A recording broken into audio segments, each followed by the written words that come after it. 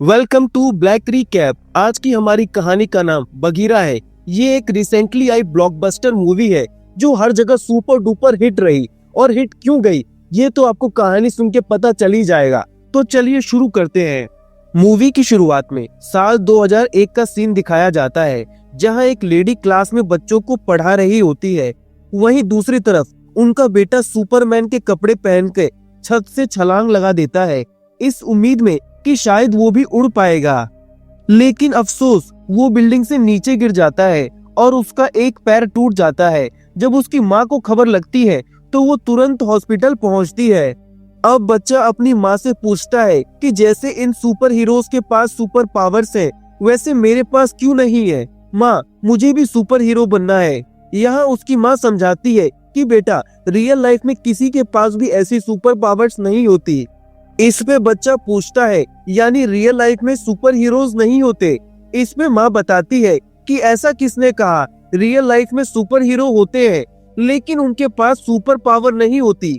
वो नॉर्मल इंसान की तरह ही होते हैं जो दूसरों के लिए जीते हैं और वही सुपर हीरो कहलाते हैं। जैसे डॉक्टर, सोल्जर और तुम्हारे पापा भी तो सुपर हीरो हैं क्योंकि वो एक पुलिस वाले हैं और समाज को बुरे लोगों से बचाते हैं। अब ये सब सुनकर वो बच्चा फैसला कर लेता है कि वो भी अपने पिता की तरह ही एक सुपर हीरो बनेगा, यानी एक पुलिस ऑफिसर बनेगा। अब कई साल आगे का सीन दिखाया जाता है जहां इंडियन ओशियन में बहुत बड़ा तूफान आया होता है और कुछ मछुआरों की नाव उसमें फंस जाती है। अब ये लोग बड़ी मुश्किल से उस तूफान में से निकलते हैं, लेकिन तभी कई बड़े जहाज उन्हें चारों ओर से घेर लेते हैं और उनमें से कई गुंडे उन मछुआरों को पकड़ लेते हैं। उनका लीडर, जो कि दिखने में भी काफी खौफनाक सा होता है, वो उन सभी मछुआरों को वही मौत के घाट उतार देता है। ये लोग अपनी जान की भीख मांगते हैं लेकिन वो इनकी एक भी नहीं सुनता और बड़ी बेरहमी से सभी को मार के पानी में फेंक देता है। उधर दूसरी तरफ पुलिस ट्रेनिंग एकेडमी का सीन दिखाया जाता है जहां हम उसी बच्चे को देखते हैं जो कि अब बड़ा हो चुका है और पुलिस की ट्रेनिंग ले रहा है। इसका नाम वेदांत होता है। वेदांत अपनी ट्रेनिंग के दौरान एक एक चीज को अच्छी तरह से सीखता है और जब वो पुलिस की प्लेज लेता है तो उसकी आंखों में एक आग सी दिखती है जैसे वो पैदा ही पुलिस बनने के लिए हुआ हो। अब वेदांत के बचपन का एक फ्लैशबैक दिखाया जाता है जहां उसकी माँ उसके लिए एक छोटा सा police uniform as a birthday gift लाती है और उसे उसी दिन उस खाकी की कीमत समझा देती है, जो वेदांत के दिलो दिमाग में अच्छी तरह से छप जाती है कि ये खाकी एक सुपर पावर है और हमेशा इसकी इज्जत करनी चाहिए। अब हम फिर से प्रेजेंट सीन में आते हैं जहां वेदांत फाइनली पुलिस ऑफिसर बन चुका है और अपनी माँ की फोटो के सामने सैल्यूट करता है। इससे हमें पता चलता है कि उसकी माँ की डेथ हो चुकी है। वो अपने पिता से आशीर्वाद लेता है और अपने पहले दिन की पहली ड्यूटी के लिए पुलिस स्टेशन निकल जाता है। अब पुलिस स्टेशन पहुंचते ही सारे पुलिस वाले और कांस्टेबल वेदांत का धूमधाम से स्वागत करते हैं। यहाँ हेड कांस्टेबल नारायण वेदांत को बताता है कि सर, आपकी पहली ही पोस्टिंग बहुत अच्छी जगह हुई है। यहाँ पर किसी भी तरह का कोई भी क्राइम नहीं है। देखिए सारे के सारे सेल्स कितने खाली हैं और हम लोग इतने रिलैक्स हैं। इस पे वेदांत नारायण के मोटे पेट को देखकर कहता है, हाँ हाँ वो तो दिख रहा है तुम कितने रिलैक्स में हो। इधर वेदांत को समझ आ जाता है कि ये सारे सेल्स इसलिए नहीं खाली है कि यहाँ पर कोई भी क्राइम नहीं है, बल्कि इसलिए खाली है क्योंकि यहाँ के सारे पुलिस वाले अपना काम सही से नहीं करते। अब वेदांत और नारायण सिविल ड्रेस में पेट्रोलिंग के लिए निकलते हैं ताकि शहर का हाव भाव ले सके।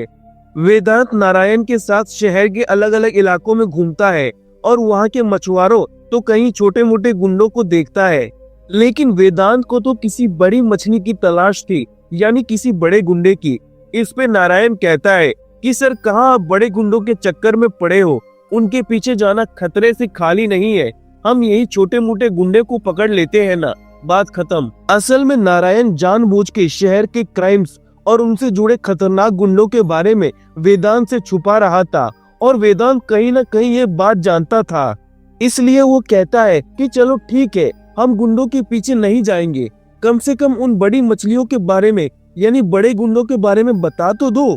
नारायण यहाँ पुजारी नाम के गुंडे के बारे में बताता है जो इसी एरिया में छुपकर रहता है और कई तरह के इलीगल क्राइम्स करता है और उसके नीचे लाखों गुंडे काम करते हैं।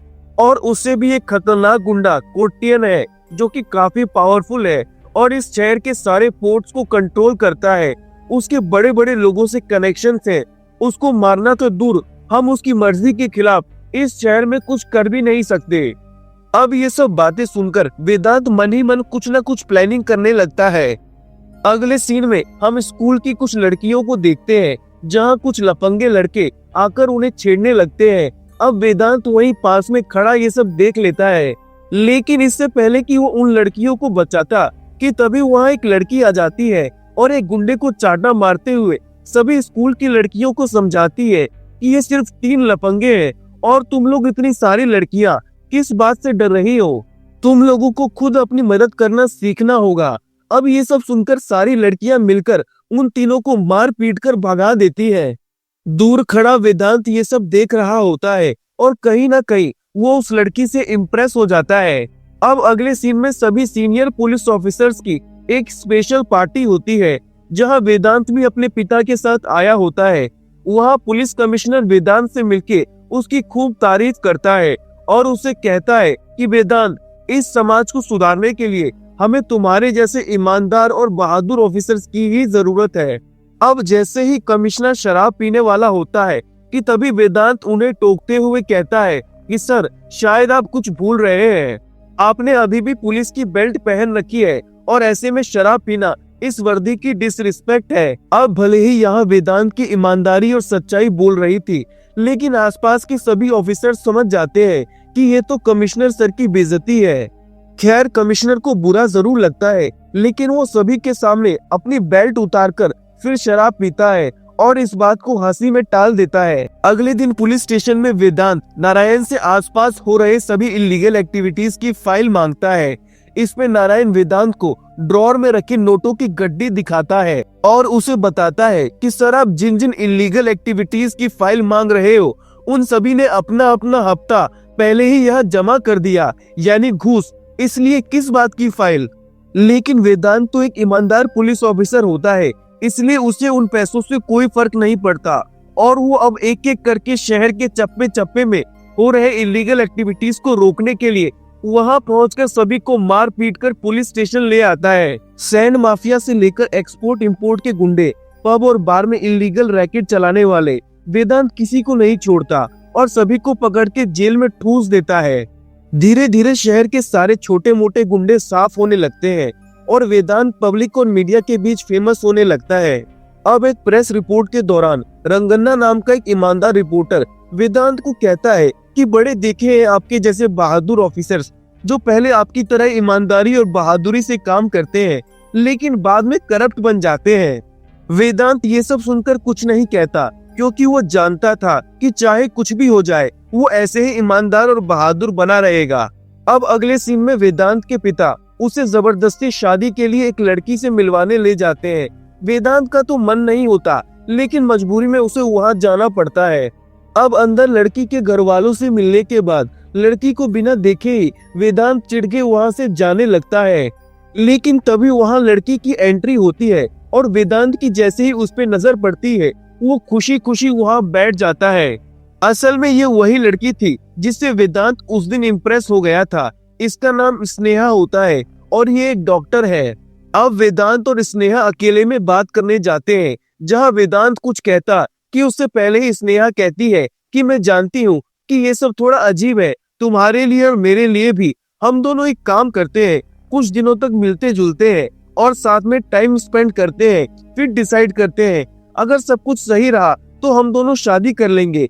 अब वेदांत इस बात के लिए मान जाता है और अब अगले कुछ सीन्स में दिखाया जाता है कि वेदांत और स्नेहा आपस में मिलते जुलते हैं, टाइम स्पेंड करते हैं, एक दूसरे से देर देर तक बातें करते हैं। अब इस तरह कई दिन बीत जाते हैं और एक दिन जब वो दोनों साथ में कहीं जा रहे होते हैं कि तभी रोड पर एक प्रेग्नेंट लेडी दर्द से तड़प रही होती है। वेदांत और स्नेहा उसे तुरंत हॉस्पिटल ले जाते हैं। हॉस्पिटल में छोड़ने के बाद वापस लौटते वक्त स्नेहा काफी उदास हो जाती है। वेदांत के पूछने पर वो बताती है कि औरतों की लाइफ पहले से ही कितनी दर्द और परेशानियों में होती है। उस पे भगवान ने बच्चा पैदा करने का दर्द भी औरतों को ही दे दिया।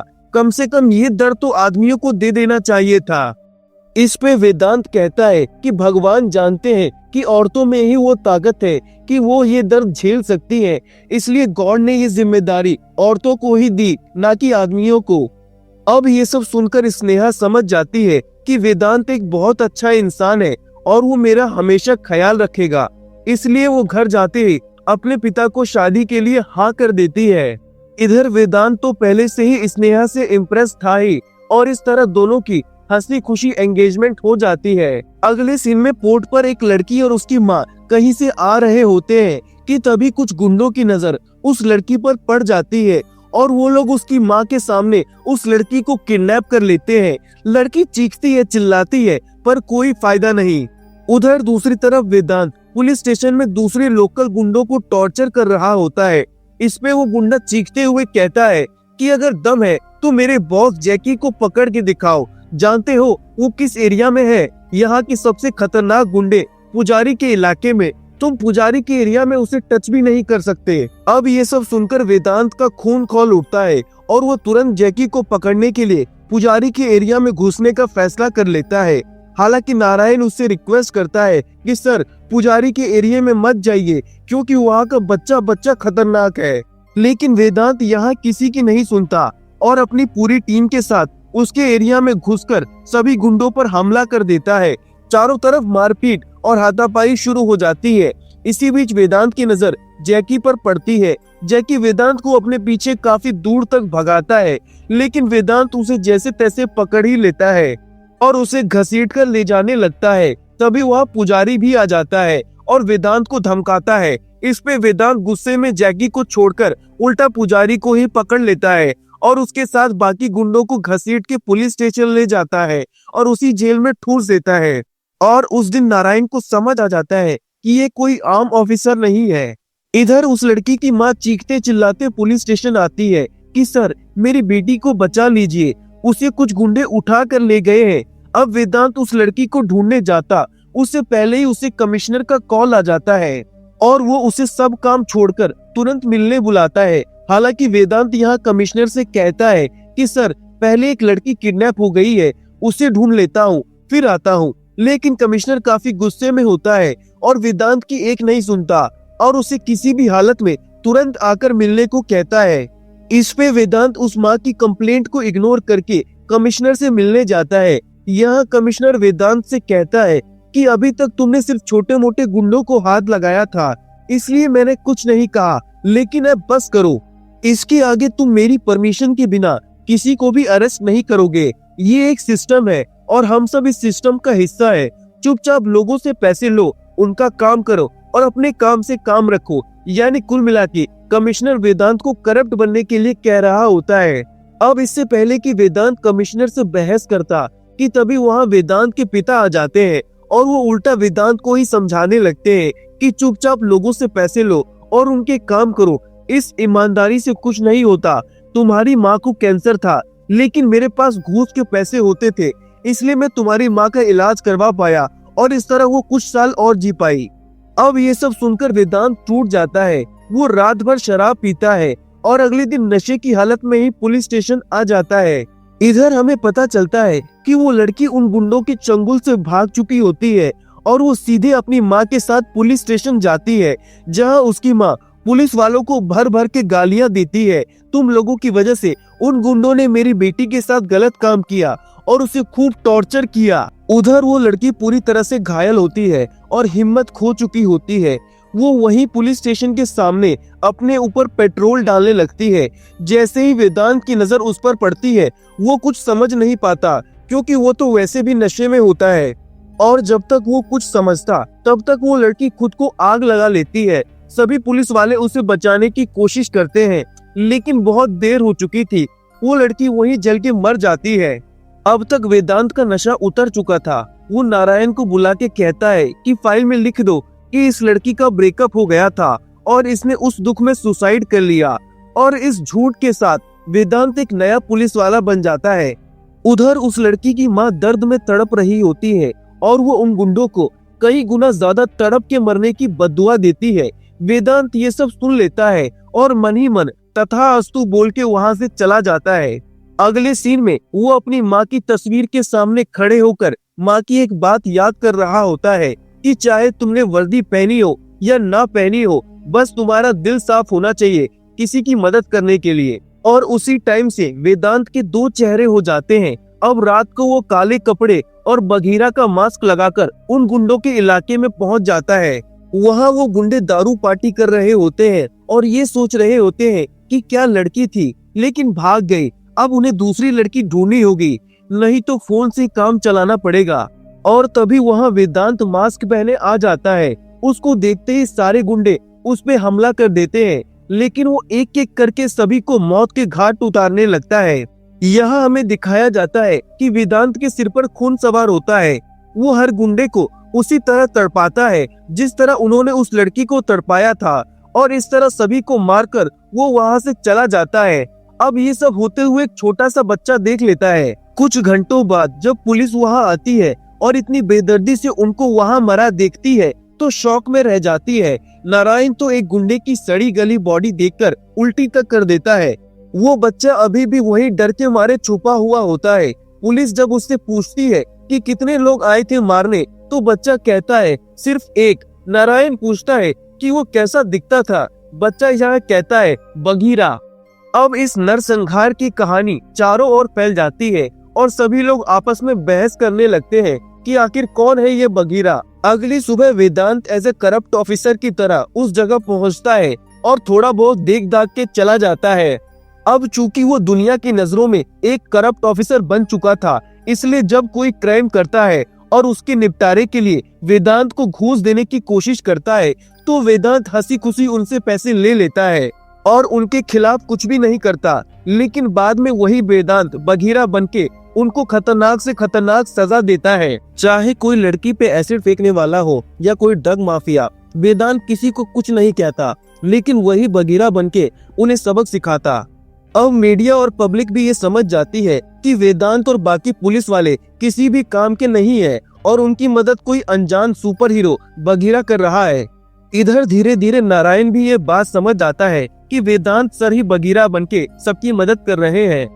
उधर दूसरी तरफ स्नेहा वेदांत को कई बार कॉल करती है, लेकिन वेदांत तो पुलिस की वर्दी में घूस लेने में और वर्दी से बाहर बघीरा बनकर क्रिमिनल्स को मारने में इतना बिजी हो जाता है कि उसे स्नेहा से मिलने जुलने का या बात करने का टाइम ही नहीं मिलता।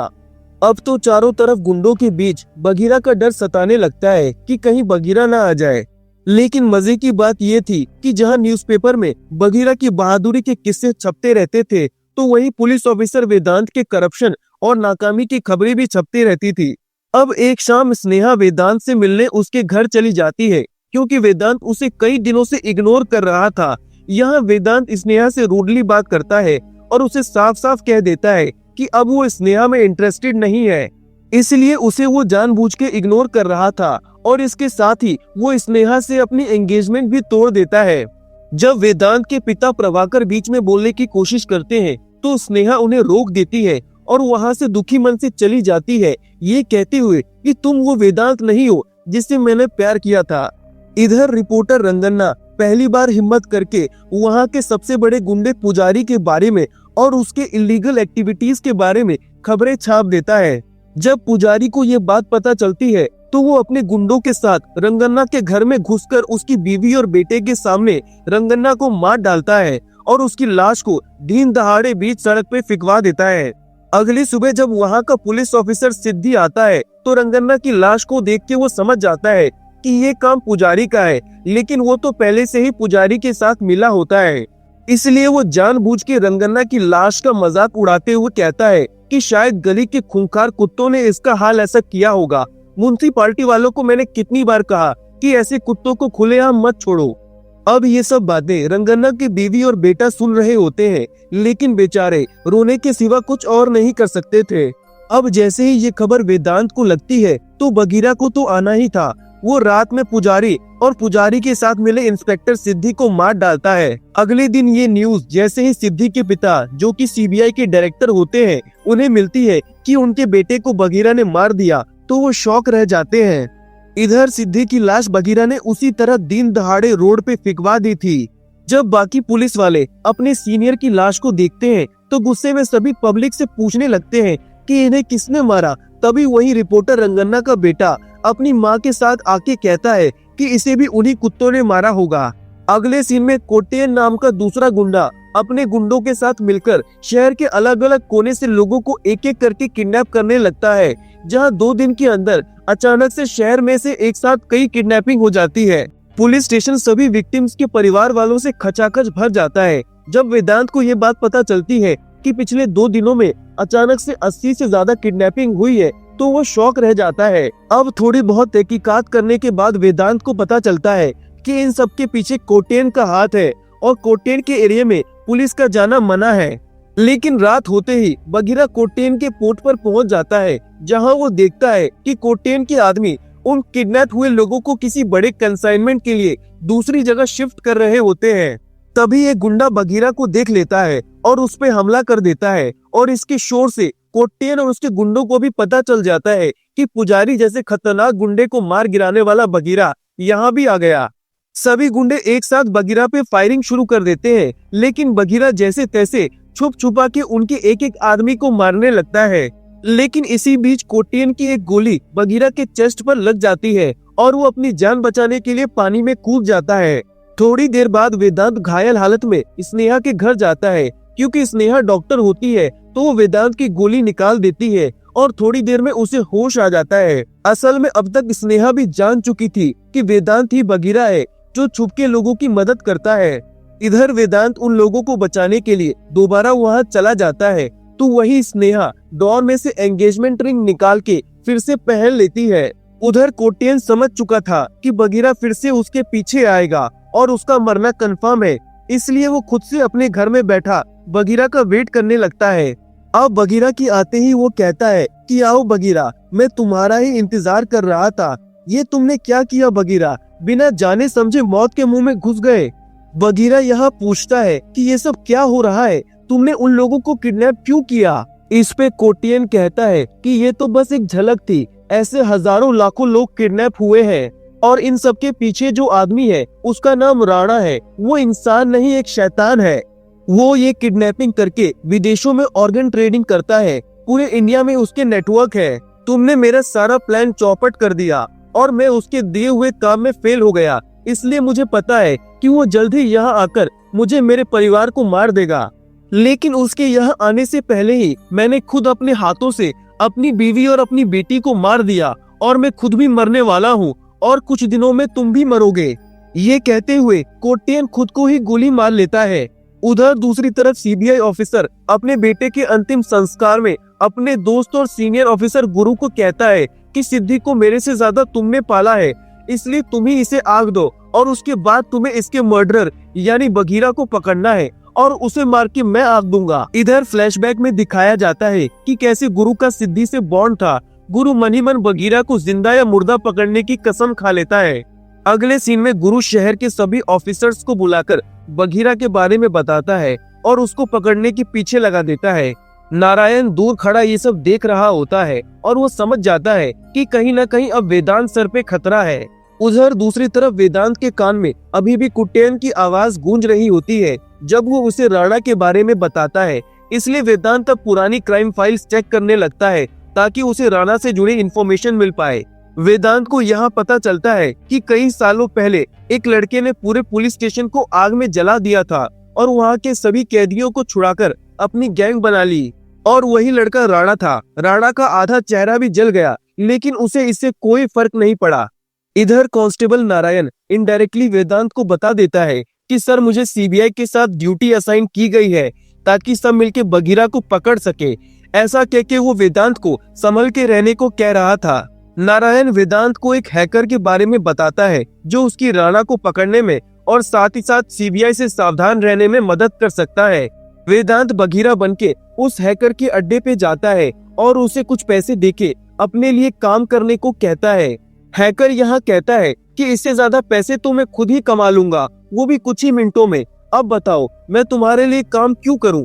इस पे वेदांत उसको बंदूक दिखा देता है और इस पे हैकर उसके लिए काम करने के लिए मान जाता है। अब ये दोनों मिलके राणा और उसके नेटवर्क के लोगों को पकड़ने के लिए पूरा सिस्टम तैयार करते हैं। इधर गुरु बगीरा को ढूंढने के लिए शहर के चप्पे चप्पे पर पूछताछ करता है, लेकिन शहर का कोई भी आदमी गुरु या बाकी पुलिस वालों को बगीरा के बारे में कुछ भी नहीं बताता, क्योंकि उन सभी के लिए बगीरा एक हीरो था, जबकि ये पुलिस वाले पब्लिक के दुश्मन। इधर वेदांत उस हैकर की मदद से डार्क वेब के थ्रू एडवांस हथियार मंगवा लेता है। अब एक दिन एक बच्चे को पुलिस स्टेशन लाया जाता है, क्योंकि वो शैतानी करने के लिए सभी बच्चों को स्कूल में करंट लगा रहा होता है। अब वेदांत के पूछने पर वो बच्चा बताता है कि सर, मैंने एक एक्सपेरिमेंट किया जिसमें कुछ तारों को जोड़ के मैंने बॉडी के ऊपर पहन लिया, और जब कभी कोई मुझे परेशान करता और मुझे टच करता तो मैं बटन दबाकर उसे शॉक दे देता। ये सुनकर वेदांत को एक आइडिया आता है। वो उस छोटे बच्चे को अपनी टीम में जोड़ लेता है और उसे वही एक्सपेरिमेंट बड़े लेवल पर बनाने के लिए कहता है। इधर दिन पर दिन लोगों के मिसिंग होने की खबर आ रही होती है, और उधर गुरु बगीरा को पकड़ने के लिए अपनी जी जान लगा देता है, लेकिन बगीरा से जुड़ी कोई जानकारी तक उसे नहीं मिलती। अब एक दिन एक शराबी नशे में धुत पुलिस स्टेशन में आता है कंप्लेंट करने, जहां उसकी बातों से वेदांत को पता चलता है कि ये शराबी किसी भी तरह का छोटा बड़ा बॉम्ब बना सकता है। इसलिए वेदांत उसे भी अपनी टीम में जोड़ लेता है ताकि वो इसके लिए एडवांस बॉम्ब बना सके। और इस तरह दिन रात मिलके वेदांत और उसकी टीम खुद को तैयार करने लगती है ताकि ये लोग मिलके राणा के चंगुल से लाखों कैद हुए लोगों को छुड़ा सके। अब अगले सीन में हम स्नेहा को देखते हैं, जो फिर से वेदांत के घर उससे मिलने आई होती है। वेदांत उसे देखकर शॉक हो जाता है और उसे साफ साफ कह देता है कि चली जाओ यहाँ से, मैंने उस दिन कहा था ना कि मुझे तुम में इंटरेस्ट नहीं है। ये सब सुनकर भी स्नेहा वहाँ से नहीं जाती और वहीं रुकने के लिए जिद पे अड़ जाती है। इस पे वेदांत उसे एक जोर का चांटा लगा देता है ताकि स्नेहा उससे गुस्सा हो जाए और उससे नफरत करने लगे, लेकिन स्नेहा फिर भी नहीं जाती और जबरदस्ती वेदांत के गले लग जाती है। इस पे वेदांत स्नेहा से रिक्वेस्ट करने लगता है कि प्लीज चली जाओ यहाँ से, नहीं तो तुम्हारी जान भी खतरे में पड़ जाएगी। लेकिन स्नेहा नहीं मानती और फिर वेदांत को भी स्नेहा के प्यार के आगे झुकना पड़ता है। अब अगले सीन में वेदांत हैकर के साथ मिलके कुट्टेन के फोन के अंदर का डेटा चेक करने लगता है, जहां उसे एक लीड मिलती है कि उपाला इलाके में कई लोगों को ऑर्गन ट्रेडिंग के लिए कैद किया गया है। इस पे वेदांत बगीरा बनके तुरंत वहां पहुंच जाता है, जहां वो एक एक गुंडों को मारना शुरू करता है और आखिर में सभी लोगों को मौत के घाट उतार के वहां से चला जाता है। सारे लोग अभी भी इसी हैरानी में रहते हैं कि ये कौन सा सुपर हीरो आ गया। बगीरा के जाते ही मीडिया और ऑफिसर गुरु की टीम मौके पर पहुंच जाती है। गुरु यहाँ हर तरीके से लोगों से बगीरा के बारे में पूछता है, लेकिन हमेशा की तरह कोई उसे कुछ नहीं बताता। अब इसी तरह वेदांत को कुट्टेन के फोन से राणा की सबसे खास और भरोसेमंद आदमी योगी की डिटेल्स मिल जाती है, लेकिन इससे पहले कि बगीरा योगी का फोन ट्रेस करके उस तक पहुंचता, उससे पहले ही योगी अपना फोन स्विच ऑफ करके अंडरग्राउंड हो जाता है। अब इस मौके का फायदा उठा के बगीरा राणा के एक एक करके सभी अड्डों की डिटेल्स निकालता है और वहां पहुंचकर सभी गुंडों को मार के लोगों को बचा लेता है। उधर सीबीआई ऑफिसर का भरोसा अपने दोस्त गुरु पर से उठने लगता है कि वो कभी बगीरा को ढूंढ भी पाएगा कि नहीं। लेकिन तभी गुरु को एक बहुत बड़ी लीड मिलती है, जहां एक सीसीटीवी फुटेज में उसे बगीरा की फायरिंग करते हुए क्लिप मिल जाती है और उसके गन पकड़ने के स्टाइल से गुरु समझ जाता है कि हो ना हो बगीरा कोई ऐसा आदमी है जो हाईली ट्रेंड है, यानी या तो वो पुलिस डिपार्टमेंट से है या आर्मी से। गुरु यहाँ ये भी कहता है कि अभी तक हम बगीरा के पीछे पड़े थे, लेकिन अब हम उन विक्टिम्स की कंप्लेंट फाइल देखेंगे जिनका बदला बगीरा ने लिया था। अब नारायण ये सब बातें सुन लेता है और वेदांत सर को बचाने के लिए अपने सिस्टम से कुछ फाइल्स डिलीट कर देता है ताकि किसी का भी शक इस पुलिस स्टेशन पे ना आए।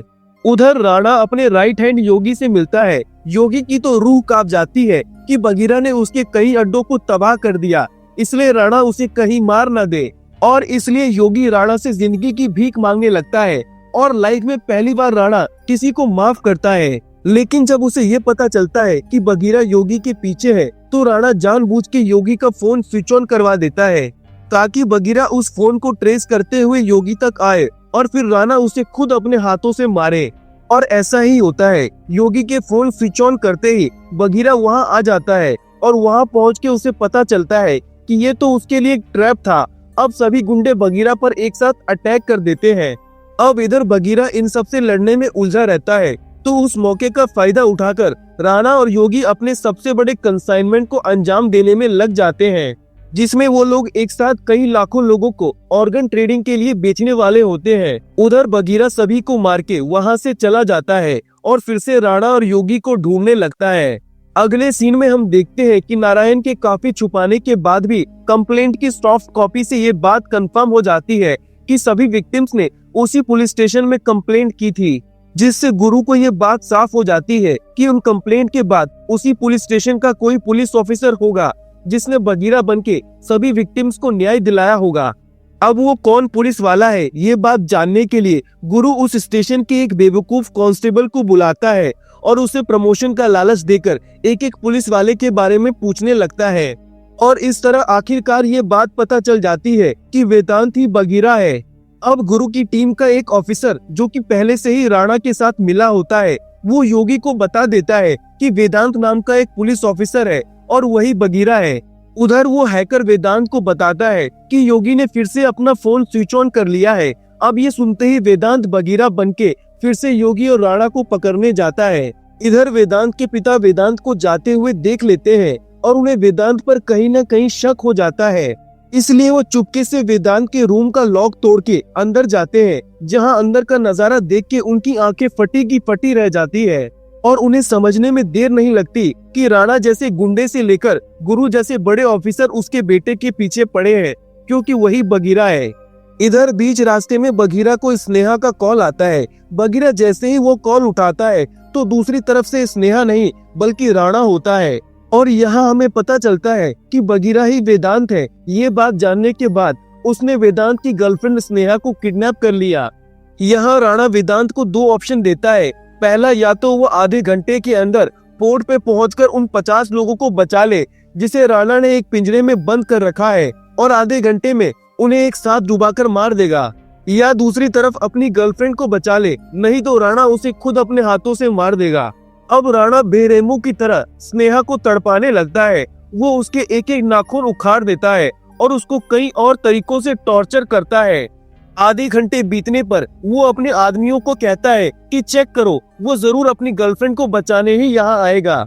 ये सुनकर स्नेहा हंसने लगती है और राणा को कहती है कि अगर वो वेदांत होता तो जरूर यहाँ आता, लेकिन वो बगीरा है जिसके लिए देश पहले है और परिवार बाद में है। अब ये सब सुनकर राणा गुस्से में स्नेहा पर एक जोर का वार करके उसे मार डालता है। इधर बगीरा जैसे ही उन 50 लोगों को बचाने पहुंचता है तो वो लोग पानी में डूबने ही वाले होते हैं, लेकिन वो ऐन मौके पर पूरी जान लगा के रस्सी खींचने लगता है ताकि पिंजरे का बैलेंस बना सके और पिंजरा पानी में ना डूबे। बगीरा की हालत बहुत खराब हो चुकी होती है, उसे बार बार स्नेहा का ख्याल आ रहा होता है। इसी बीच गुरु और उसकी टीम वहां पहुंच जाती है और सभी पुलिस वाले बगीरा को चारों तरफ से घेर लेते हैं। अब हालांकि पुलिस वाले उन लोगों को बचा लेते हैं, लेकिन साथ ही वो लोग बगीरा को अरेस्ट कर लेते हैं। उधर राणा और योगी खुलेआम अपना कंसाइनमेंट का काम करने लगते हैं, जहां वो लाखों लोगों को मालगाड़ी में डालकर कहीं ले जाने लगते हैं। और इधर ये पुलिस वाले, जिसमें वो राणा का भी एक आदमी होता है, ये सब मिलकर गुरु के कहने पर बगीरा को कहीं दूर ले जाकर उसका एनकाउंटर करने वाले होते हैं। इधर दूसरी तरफ गुरु दिल्ली जाके अपने फ्रेंड सीबीआई ऑफिसर से माफी मांगता है कि वो बगीरा को नहीं ढूंढ पाया, लेकिन वो ऐसा करता क्यों है। और यहाँ हमें पता चलता है कि गुरु बगीरा को नहीं मरवाना चाहता था, उल्टा वो पुलिस वाले उस पुलिस वाले को मार गिराते हैं जो था तो पुलिस लेकिन राणा के लिए काम करता था, और ये बात गुरु को पता चल गई थी। यहाँ फ्लैशबैक में ये भी दिखाया जाता है कि बगीरा को ढूंढने के दौरान राणा सभी विक्टिम्स के परिवार वालों से मिला था, जिसका बदला बगीरा ने लिया था। और इससे गुरु समझ गया था कि बगीरा एक अच्छा इंसान है और वो सिर्फ गलत लोगों को ही मारता है, और उसके दोस्त का बेटा सिद्धि भी गलत लोगों के साथ ही मिला था, तो उसको भी मरना ही था। अब गुरु वेदांत को कॉल पे कहता है कि आज से तुम आजाद हो, और उसे ये भी बताता है कि कैसे राणा कई लाखों लोगों को बेचने के लिए मालगाड़ी से कहीं ले जा रहा है। अब बगीरा राणा से स्नेहा की मौत का बदला लेने के लिए और सभी को बचाने के लिए उस मालगाड़ी का पीछा करता है और उसमें चढ़ के एक एक करके सभी गुंडों को मार डालता है। इस बीच बगीरा को भी काफी चोटें आती है। आखिरकार उसका सामना राणा से होता है, जहां दोनों के बीच कांटे की टक्कर होती है, पर बगीरा स्नेहा को याद करके जैसे तैसे राणा को भी मार डालता है और सभी लोगों को बचा लेता है। और यहीं पे हमारी कहानी होती है खत्म। अगर आपको ये एक्सप्लेनेशन अच्छा लगा तो प्लीज लाइक कीजिए, कोई इशू लगा तो कमेंट करके जरूर फीडबैक दीजिए। Thank you very much.